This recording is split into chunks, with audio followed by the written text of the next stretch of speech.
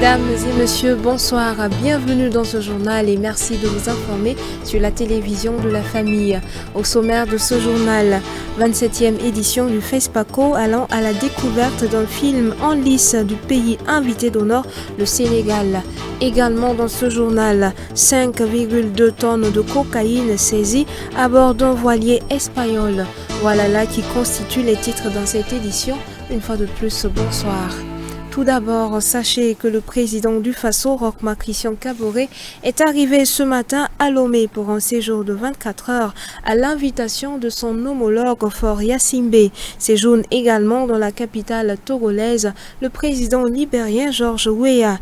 Les chefs d'État togolais, libériens, burkinabés auront une séance de travail avec le président turc Erdogan également, attendu dans la capitale togolaise dans le cadre de sa tournée africaine. Nous y reviendrons certainement dans nos prochaines éditions. Visite d'amitié et de travail du président nigérien au Burkina Faso ce lundi 18 octobre dans le but de conjuguer les efforts pour plus d'efficacité dans la lutte contre le terrorisme. De cette rencontre sortent de nouvelles perspectives de consolidation et de coopération fructueuse entre les deux pays. Le communiqué final lu pour nous par le ministre des Affaires étrangères du Burkina Faso, son Excellence Alpha Bari. Communiqué de presse publié à l'occasion de la visite d'amitié et de travail au Burkina Faso de son Excellence M. Mohamed Bazoum, président de la République du Niger, à Ouagadougou les 17 et 18 octobre 2021. 1. À l'invitation de son Excellence M. Roch Marc Christian Kaboré, président du Burkina Faso, son Excellence M. Mohamed Bazoum, président de la République du Niger, a effectué une visite d'amitié et de travail les 17 et 18 octobre 2021 à Ouagadougou, au Burkina Faso. Il était accompagné par une délégation de haut niveau composée des membres du gouvernement nigérien, du chef d'état-major des armées et des hauts responsables de la présidence de la République du Niger. Cette visite s'inscrit dans le cadre de l'excellence des relations d'amitié et de fraternité qui existent entre le Burkina Faso et la République du Niger. 4. À son arrivée à l'aéroport international de Ouagadougou le dimanche 17 octobre 2021, son Excellence M. Mohamed Bazoum, président de la République du Niger, et sa délégation ont été accueillis avec les honneurs par son Excellence M. Roch Marc Christian Kaboré, président du Faso, les membres du gouvernement, le corps diplomatique et les représentants des organisations internationales et régionales accréditées à Ouagadougou, ainsi que par les hauts fonctionnaires civils et militaires du Burkina Faso. 5. Conformément au programme de travail établi pour cette visite, les deux chefs d'État ont eu des rencontres qui se sont déroulées dans une atmosphère empreinte d'amitié, de fraternité et de compréhension mutuelle. 6. Durant ces rencontres, les deux chefs d'État ont eu des discussions approfondies sur des sujets portant sur les relations et la coopération bilatérale entre les deux pays frères et ont fait part de leur ferme volonté de travailler au renforcement de cette coopération en vue de rapprocher davantage les deux pays et leurs peuples. 7. Le président du Faso a félicité son homologue nigérien pour sa brillante élection à la magistrature suprême de son pays lors des élections présidentielles et législatives tenues le 27 décembre 2020 pour le premier tour des présidentielles et le 21 février 2021 pour le second tour. 8. Il s'est réjoui que le choix du peuple nigérien se soit porté sur sa personne en raison des valeurs intrinsèques d'intégrité, de loyauté, de fermeté et de clairvoyance qu'il incarne, gage d'un développement radieux et continu de son pays, malgré les défis sécuritaires auxquels il est confronté. 9. Il s'est félicité que cette élection ait consacré au Niger la première alternance pacifique entre deux présidents démocratiquement élus. 10. De son côté, le président de la République du Niger a félicité son homologue burkinabé pour sa brillante réélection pour un deuxième mandat à la magistrature suprême de son pays, grâce à sa politique de développement qu'il a entreprise en faveur du Burkina Faso depuis son arrivée au pouvoir en 2015, et ce malgré les défis sécuritaires auxquels son pays est aussi confronté. 11. Le président de la République du Niger a salué l'initiative de son homologue burkinabé d'adopter le deuxième plan national de développement économique et social PNDS 2 de 2021 à 2025 et a marqué sa disponibilité à l'accompagner dans la mise en œuvre de cet important outil de développement. 12. Il a aussi salué la volonté de son homologue burkinabé d'engager le processus de réconciliation nationale au Burkina Faso. 13. Le président de la République du Niger a enfin adressé ses sincères félicitations à son homologue burkinabé pour le défi de l'organisation de la 27e édition du FESPACO, dont l'ouverture a eu lieu le 16 octobre 2021, malgré le contexte sécuritaire et de la COVID-19 qui sont difficiles. 14. Dans le cadre bilatéral, les deux chefs d'État ont exprimé leur satisfaction quant aux liens séculaires d'amitié, de fraternité, de solidarité et de coopération qui ont toujours caractérisé leurs relations et se sont engagés en instruisant les ministres en charge des affaires étrangères à travailler à la dynamiser par la tenue prochaine de consultations bilatérales. 15. Les deux chefs d'État ont également évoqué la situation sécuritaire préoccupante que les deux pays vivent, notamment la volonté manifeste et persistante des groupes armés terroristes de s'incruster dans la zone des trois frontières entre le Burkina Faso, le Mali et le Niger. 16. Les chefs d'État se sont félicités de la coopération sécuritaire exemplaire qui existe entre le Burkina Faso et le Niger à travers le partage du renseignement et la mutualisation des moyens. Ils ont salué les résultats encourageants de l'opération Tanli, conduite en juin dernier par des unités du Niger et du Burkina Faso, en vue de réduire considérablement les capacités des groupes armés terroristes aux frontières communes. 17. Les deux chefs d'État ont convenu de poursuivre cet élan de coopération exemplaire en vue de lutter contre le terrorisme qui impacte négativement le développement socio-économique de leurs deux pays. 18. Dans le cadre du G5 Sahel, les deux chefs d'État ont réaffirmé leur volonté de poursuivre le plaidoyer auprès du Conseil de sécurité et de leurs partenaires afin de mettre en place un mécanisme garantissant un financement pérenne de la force conjointe. 19. Les deux chefs d'État ont adressé leurs sincères remerciements aux partenaires bilatéraux et multilatéraux qui se mobilisent pour la cause du Sahel. Ils ont salué la mise en œuvre progressive de la feuille de route de la coalition pour le Sahel et ont appelé de leur vœu la montée en puissance de la force Takuba qui sera d'un grand appui à la lutte contre le terrorisme au Sahel. 20. Au niveau régional et international, les deux chefs d'État ont passé en revue les questions relatives à la promotion de la paix, de la sécurité et du développement en Afrique et sur la nécessité de renforcer la coopération interafricaine et les échanges commerciaux dans le cadre de la nouvelle zone de libre-échange continentale africaine, la ZLECAf, effective depuis le 1er janvier 2021. 21. Ils se sont préoccupés de la situation sociopolitique en République du Mali et en République de Guinée et appellent à la mise en œuvre des décisions des sommets de la CEDEAO pour un retour dans les délais convenus de l'ordre constitutionnel dans ces deux pays frères et amis. S'agissant en particulier du Mali, pays voisin, les deux chefs d'État considèrent qu'aucun argument ne saurait servir de prétexte à la non-tenue des élections à la date prévue. 22. À la fin de la rencontre bilatérale, les deux chefs d'État ont tenu un point de presse en présence des médias locaux et internationaux. 23. Au terme de sa visite, son Excellence M. Mohamed Bazoum, président de la République du Niger, a exprimé ses remerciements au président du Faso, son Excellence M. Roch Marc Christian Kaboré, pour l'accueil fraternel et l'hospitalité chaleureuse qui lui ont été accordés, ainsi qu'à ainsi qu'à sa délégation pendant son séjour à Ouagadougou et pour toutes les dispositions prises pour faire de cette visite une réussite. 24. Son Excellence M. Mohamed Bazoum, président de la République du Niger, a adressé une invitation à son Excellence M. Roch Marc Christian Kaboré, président du Faso, à effectuer une visite d'amitié et de travail en République du Niger. 25. Cette invitation a été favorablement accueillie par le président du Faso. La date sera fixée ultérieurement de commun accord par voie diplomatique. Faite à Ouagadougou le 18 octobre 2021.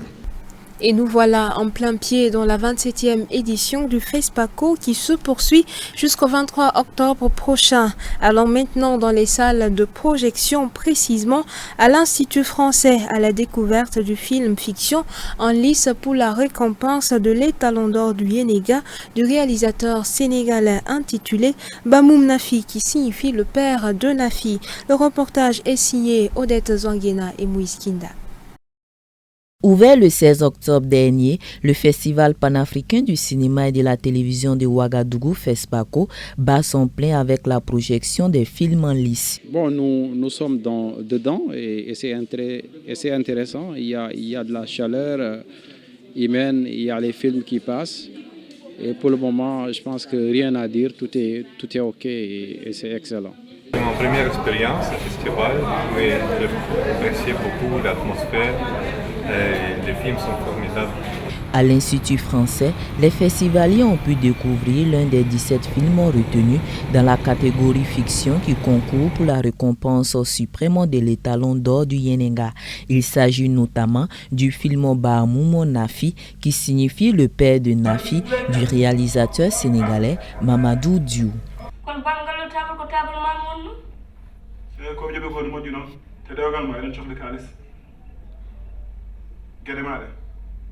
L'histoire met ici en relief les effets de l'extrémisme violent. Ayant suivi de bout en bout le temps imparti des 107 minutes, quelques cinéphiles donnent leur lecture du film.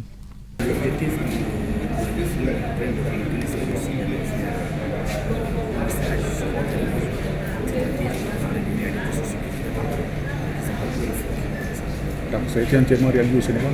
Oui, dans la région de Fouta. Et les acteurs aussi qui sont dans le film, ce sont des acteurs qui sont venus. C'est notre premier film, c'est une première expérience. C'est un film plein d'émotions, avec un cisé qui concerne le Burkina, qui concerne le Sénégal, qui concerne l'Afrique de façon générale et qui touche l'extrémisme religieux qui est vraiment d'actualité. Et je pense que c'est une sorte d'avertissement pour nous, citoyens d'Afrique, pour aussi les politiques, vraiment à voir comment se préparer. Précisons que cette 27e édition du FESPACO a enregistré à l'inscription 1132 films, dont 239 ont pu être sélectionnés. En somme, la sélection officielle comprend 8 catégories, dont la compétition officielle où l'on retrouve la fiction, le documentaire, l'animation, les courts-métrages, les films d'école et les séries TV. Cinéma d'Afrique et de la diaspora, nouveaux regards, nouveaux défis est le thème qui a été retenu pour cette 27e édition avec comme pays invité d'honneur le pays de la Teranga. Un rassemblement de musiciens chrétiens dans le but d'être outillés à demeurer dans le Seigneur et prendre conscience de la responsabilité qu'ils portent. C'est une initiative de l'association musicale La Dernière Trompette, un regroupement qui intervient dans le cadre de la première édition de son festival Kairos. Durant 3 jours, les musiciens ont reçu les rudiments nécessaires pour être des vecteurs de paix. Les détails avec Antoinette Bénon et Jonas Tondé. Cette bonne ambiance est l'initiative de l'association musicale La Dernière Trompette qui durant 3 jours va échanger avec les musiciens chrétiens, les enseigner à demeurer toujours dans le Seigneur quel que soit le niveau de leur élévation. En réalité, c'est la toute première édition du festival dénommé Kairos qui signifie « élève ta voix pour lui », un cadre selon l'initiateur qui va apporter un plus dans la vie des musiciens chrétiens. L'idée est que les musiciens chrétiens reviennent encore plus à l'église pour louer Dieu. Et nous voulons vraiment mettre dans la tête des musiciens qu'ils doivent encore ancrer dans la parole de Dieu pour pouvoir jouer toujours à l'église. À cette occasion, plusieurs thèmes seront développés dont le principal est « Comment demeurer musicien chrétien dans le monde de la musique ?» Un thème interpellateur selon l'orateur principal, car les musiciens chrétiens doivent être des vecteurs de paix. Ce soir, quand je vois les jeunes, quand je vois tout le monde venir auprès ensemble pour louer Dieu, cela me réjouit énormément le cœur. Et je crois que la mission que Dieu nous donne, c'est d'amener ces jeunes à être des vrais adorateurs. Comme il a déclaré dans sa parole, un temps viendra où j'ai vraiment besoin des vrais adorateurs en esprit et en vérité. Et vous voyez que ce festival est accompagné d'enseignements, comme ce premier jour que nous avons vu comment demeurer musicien chrétien dans le monde de la musique et dans ce monde. Comme il est dit, le temps est proche. La parole de Dieu nous a déclaré, son fils va revenir. Et pour revenir, il veut trouver encore des hommes et des femmes et des jeunes prêts pour le servir, c'est-à-dire dans la sanctification. Là où il y a la jeunesse, il ne se fait pas prier. Le ministre de la Jeunesse, par ailleurs parrain de cette première édition du festival Kairos, par la voix de son représentant, a salué cette initiative de réorienter les musiciens chrétiens dans leur rôle. C'est une initiative qui l'accompagne depuis 2007, avant même d'être ministre. Comme c'est une initiative qui regroupe la jeunesse burkinabé, là où la jeunesse intervient, il ne peut pas donc rester en marge. Et raison de plus qu'il soit ministre aujourd'hui, d'accompagner donc ce festival. L'association existe, et il a si bien dit, depuis belle lurette. Monsieur le ministre a toujours donc accompagné les initiatives de cette association. L'occasion faisant la ronde, il est ministre aujourd'hui qui s'occupe de la jeunesse et tout ce qui dit jeunesse, monsieur le ministre donc a le plaisir donc d'accompagner toute initiative donc, de jeunesse. Le coparrain, quant à lui, salue la mobilisation des musiciens et félicite les organisateurs pour la vision. Que vraiment à travers ce Kairos, ce festival, les musiciens chrétiens puissent s'approprier de la musique et travailler pour le Seigneur. Je suis satisfait, je vois que malgré la pluie, il y a beaucoup de monde qui est là. Et aussi, je voudrais encore remercier tous ceux qui ont fait le déplacement et tous ceux qui vont participer à ce festival. L'organisation, il n'y a rien à redire là-dedans. Je remercie également tous ceux qui ont contribué d'une manière ou d'une autre à l'organisation et à la réalisation surtout de ce festival. Les participants en ce premier jour du festival ont été édifiés afin de l'œuvre de Dieu leur priorité et le reste suivra, car le secret de la réussite de tout chrétien, c'est la parole de Dieu. Qu'ils sachent qu'ils rendront compte au Seigneur du don qu'il leur a donné, souligne l'orateur du jour. Ainsi, ils ont été encouragés à travailler sans relâche afin d'impacter leur milieu. Quant aux organisateurs, ils souhaitent que ce festival impacte le Burkina Faso et d'autres contrées. Il faut noter néanmoins que depuis la création du centre de formation La Dernière Trompette, plus de 800 musiciens ont été formés.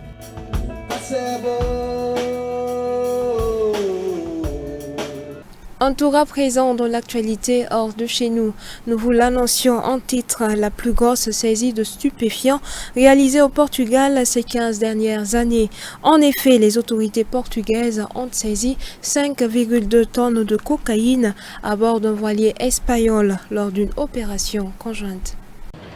C'est à bord de ce yacht qu'a été effectuée l'une des plus importantes saisies de cocaïne au monde. 5 tonnes 700 pour une valeur de 200 millions d'euros. C'est une opération de police internationale qui a mené à l'arraisonnement dans les eaux portugaises de ce bateau à bord duquel se trouvaient 183 ballots de drogue. L'importance de cette opération, c'est sans aucun doute le fait que nous ayons retiré au marché et à la société 5 tonnes de cocaïne qui n'iront plus dans nos rues, mais c'est aussi l'arrestation de 3 membres de l'équipage. Ce sont des gens qui ont fait l'objet d'enquêtes à plusieurs reprises de la part de l'Espagne et du Portugal. Il s'agissait de personnes très actives, très au fait du monde de la navigation et du narcotrafic maritime. Le voilier espagnol est consigné pour l'instant dans la base militaire de Lisbonne. L'opération a été menée conjointement avec des services de renseignement américains et britanniques.